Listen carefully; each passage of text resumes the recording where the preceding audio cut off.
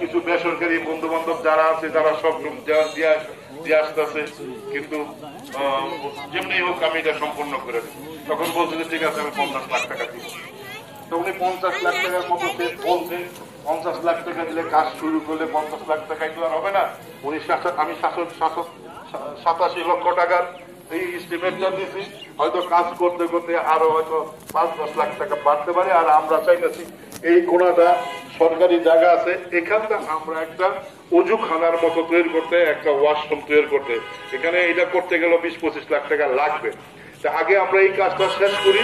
তো ওনাকে বলছি ঠিক আছে আপনি 50 দেন, বাকিটা আমি দেখবো না, আপনি দিলে আমি কাজটা শুরু করতে পারি।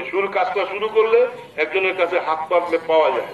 তো ইতিমধ্যে আমি অলরেডি লিস্টও করে রাখছি 50-60 জনের, যে 50,000 টাকা করে দিল, বাকি টাকাটা আমি অ্যারেঞ্জমেন্ট করতে পারবো, এবং যাদের নামগুলি লিখছি এরা কেউ ফেরত দেবে না। আর এখানে আশা করি আগামী কিছুদিনের মধ্যেই উনি